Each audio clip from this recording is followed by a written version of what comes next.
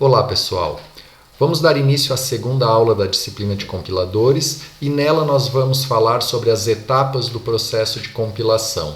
Nós temos dois objetivos aqui. Primeiro é identificar como o compilador divide as suas tarefas em fases, como essas fases estão organizadas, e também compreender quais são os objetivos e as tarefas executadas em cada uma delas. Como eu comentei na primeira aula, as etapas do processo de compilação elas podem ser divididas em dois grandes blocos. O bloco de análise, ou frente, ou front-end, que vai ter como objetivo ler todo o código-fonte, dividir esse código-fonte em estruturas menores e fazer a análise dessas estruturas para verificar se o programa está correto. Estando o programa correto, também o front-end do compilador vai ser responsável por gerar um código intermediário. E depois disso nós temos a segunda parte, ou segundo módulo, que é chamado de síntese de fundo ou de back-end, que vai pegar esse código intermediário gerado pela etapa do front-end, vai fazer otimizações nesse código-fonte e vai gerar o código-alvo para a plataforma específica que nós queremos. Só que todo esse módulo de análise e esse módulo de síntese, o front e o back-end, eles são divididos em algumas etapas menores, que são as etapas que nós vamos ver nessa aula de hoje.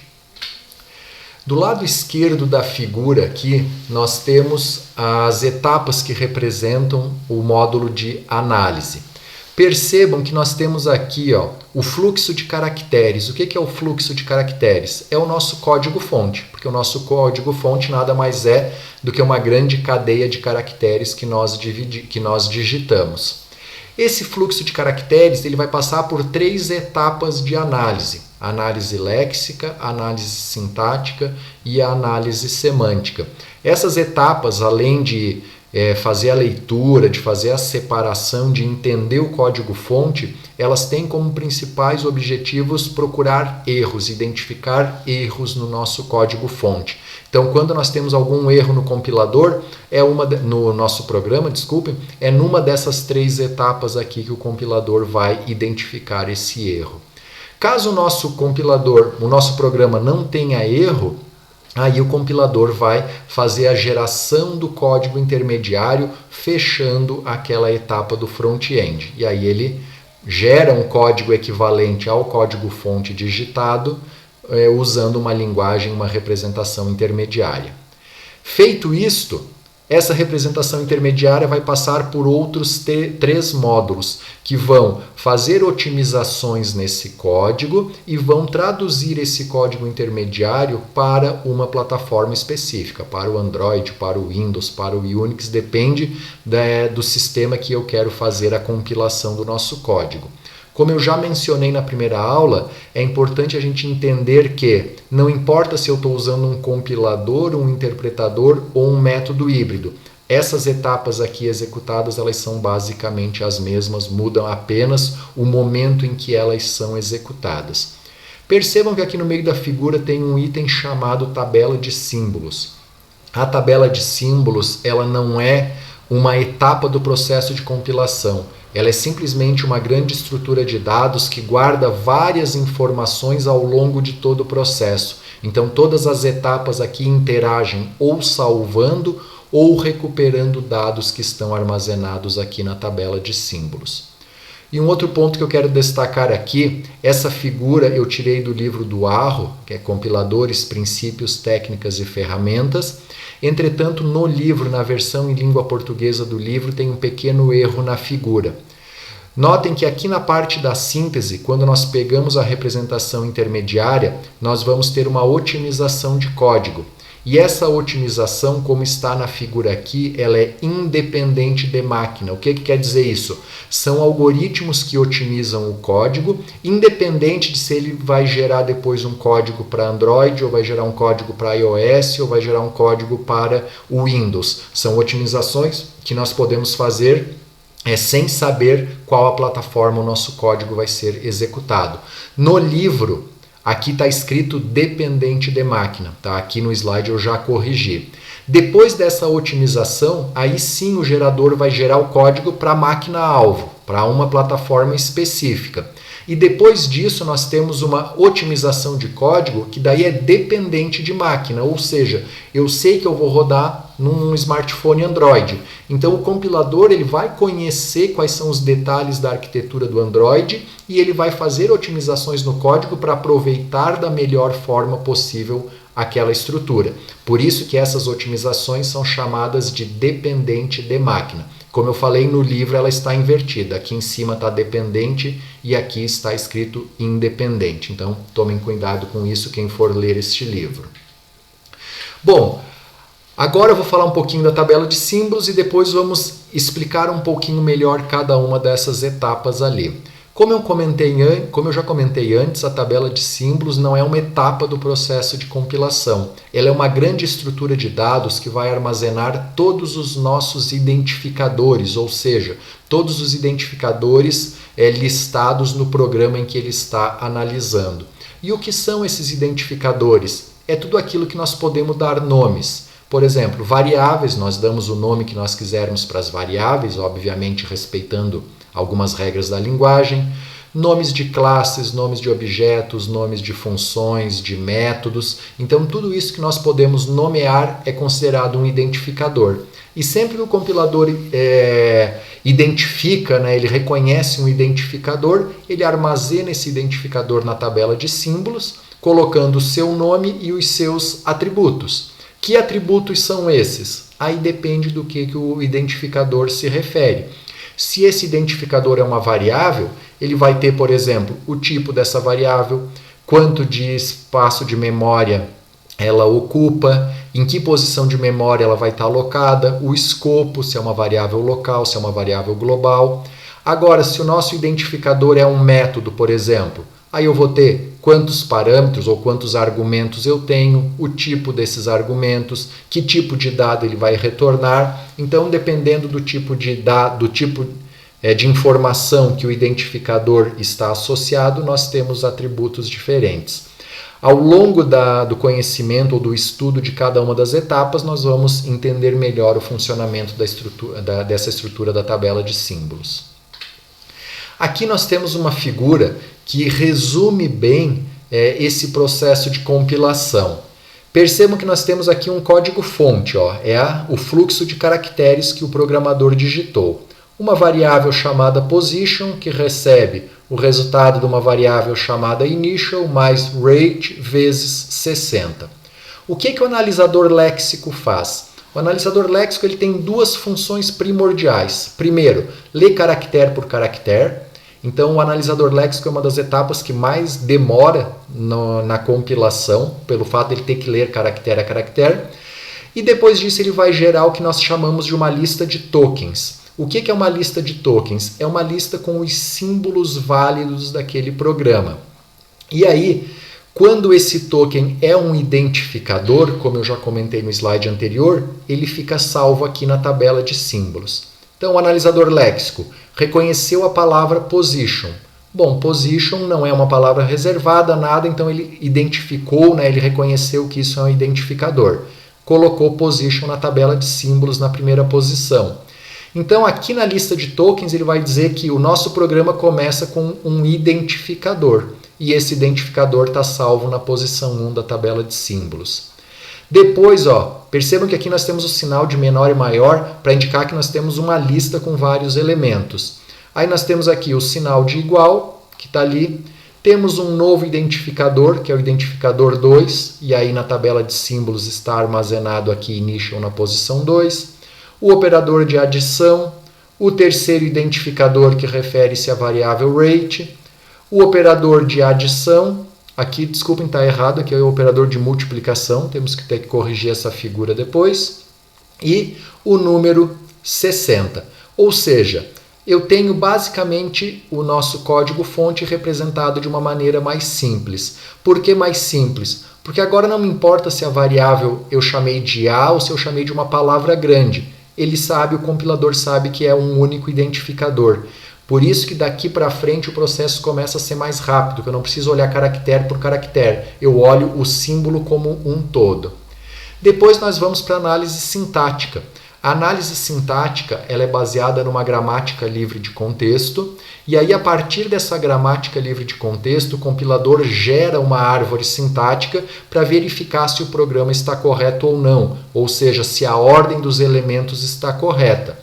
Aqui nós temos o nosso comando, ele começa com uma atribuição. Então eu tenho um identificador do lado esquerdo que vai receber o resultado dessa atribuição, e do lado direito eu tenho toda uma expressão matemática, que nada mais é do que o ID2, que é o initial, mais o resultado da multiplicação do ID3, que é o rate, por 60. Percebam que a árvore sintática já nos ajuda a identificar a precedência dos operadores, que operações eu preciso fazer primeiro. E todas essas definições estão estabelecidas lá na gramática livre de contexto que nós usamos para definir a sintaxe da nossa linguagem. Feito isso, nós vamos para a análise semântica. A análise semântica ela tem como objetivo verificar se o nosso programa ele é coerente do ponto de vista semântico, ou seja, do ponto de vista de significado. A análise semântica está muito associada à verificação dos tipos dos dados, declarações de variáveis e o uso desses dados. Ou seja, se eu declarei uma variável de um tipo, se eu estou usando ela de uma maneira adequada. Se eu não estou tentando guardar uma letra dentro de uma variável inteira, por exemplo. A análise semântica ela não gera nada de novo. Basicamente, ela pega a mesma árvore da análise sintática e faz algumas alterações, algumas anotações nessa árvore. Nesse exemplo, supondo que as variáveis initial e rate sejam variáveis do tipo float, sejam variáveis de ponto flutuante, nós estamos multiplicando elas pelo valor 60, que é um valor inteiro. Isso, naturalmente, é permitido pelas linguagens de programação. Mas se nós pensarmos lá no processador, no núcleo da nossa máquina, eu não posso multiplicar um número inteiro por um número em ponto flutuante. A forma que esses números são representadas é diferente. E aí o que o compilador faz? Ele vai fazendo conversões de uma maneira implícita, o programador nem percebe isso, para ajustar esses dados. Então, nesse caso, ele converteu o número 60 de inteiro para float. E aí sim eu vou ter aqui o número 60.0 e aí eu posso multiplicar com outros números reais. Aqui, quando o programa passa pelas 3 etapas, quer dizer que e nenhum erro é identificado, quer dizer que aquele programa está isento de erros, né? Erros que possam ser verificados em tempo de compilação, porque existem aqueles erros que a gente só consegue identificar em tempo de execução. E aí começa a geração do código. O código intermediário ele pode ser representado de diferentes maneiras. Uma forma bastante usada é o código de 3 endereços. Ele tem esse nome por quê? Porque eu vou ter no máximo 3 variáveis na minha instrução. 2 operandos e um operador e uma terceira variável que guarda o resultado. Como aqui nós temos mais de 3 operandos, temos 4 operandos na nossa instrução, então isso aqui vai ser quebrado. E isso é feito com o uso de variáveis temporárias. Então perceba, primeiro nós criamos uma variável temporária T1, que recebe a conversão do número 60 para ponto flutuante, que seria o 60.0. Depois nós multiplicamos esse 60 pelo rate, que é o ID3, e aí guardamos o resultado em outro temporário. E depois nós pegamos esse resultado da multiplicação, que está em T2, e somamos com o ID2, que é o initial, e guardamos o resultado em T3. Então o T3 tem o resultado de toda essa conta aqui. E como eu quero guardar esse resultado na variável position, que é o ID1, basicamente eu tenho que atribuir este valor para cá. Olhando esse código aqui, nós percebemos que ele não é muito otimizado, que eu posso fazer algumas simplificações sem quebrar essa regra do código de 3 endereços, que diz que eu posso ter no máximo um operador e 2 operandos por instrução. Quando nós implementamos um gerador de código intermediário, isso é uma dúvida que às vezes os alunos falam, por que ele já não gera um código intermediário otimizado? Porque porque seria muito complexo fazer isso e pensar em todas as situações possíveis. Por isso que nós temos alguns mecanismos formais que fazem a geração desse código intermediário, que me garantem que esse código intermediário vai estar correto, mas não otimizado. E aí nós implementamos uma etapa posterior, que é a etapa de otimização de código, que aí vai receber como entrada esse código intermediário e vai ver tudo aquilo que ela pode otimizar. Nesse caso, nós podemos cortar duas linhas. A primeira, eu não preciso converter o 60 para ponto flutuante e guardar numa variável, o 60.0. Eu já poderia aqui na segunda linha multiplicar o ID3, que é o rate, por 60.0. Então, com isso, nós ganhamos essa primeira linha aqui, podemos excluí-la. E, por fim, nós fizemos a soma e guardamos o resultado em T3, um temporário 3. E depois só atribuímos o T3 para o identificador 1, que é o position. Nós podemos eliminar esse T3 e fazer o ID1 receber o ID2 mais o T2. Certo? Aqui, na verdade, já mudou de T1 para T2 porque mudou, nós cortamos uma linha, né? Mas a ideia é a mesma. Então, cortamos o T3 e fizemos o ID1 receber direto o resultado da soma. Novamente, continuamos respeitando a regra de só ter um operador e 2 operandos em cada instrução. Isso aqui é a otimização independente de máquina que apareceu na figura anterior. Depois disso, nós vamos fazer a geração do código. Na geração do código, basicamente o que vai ser feito é pegar esse código intermediário aqui e gerar instruções em código de máquina, pode ser um código binário ou pode ser um código assembly, que vão possibilitar que o processador execute essas instruções aqui. Ao fazer a geração do código de máquina, o compilador ele tem duas preocupações principais. A primeira é selecionar as instruções adequadas para fazer aquilo ali. No caso da multiplicação, a gente precisa carregar os dados para um registrador, precisamos fazer a multiplicação, depois carregar o outro dado para um outro registrador, fazer a soma e esse STF armazena o resultado da soma na memória. Num primeiro momento parece fácil. Sempre que eu tiver uma soma, eu vou usar 3 instruções. Carrego o dado da memória, soma e jogo o resultado de volta para a memória.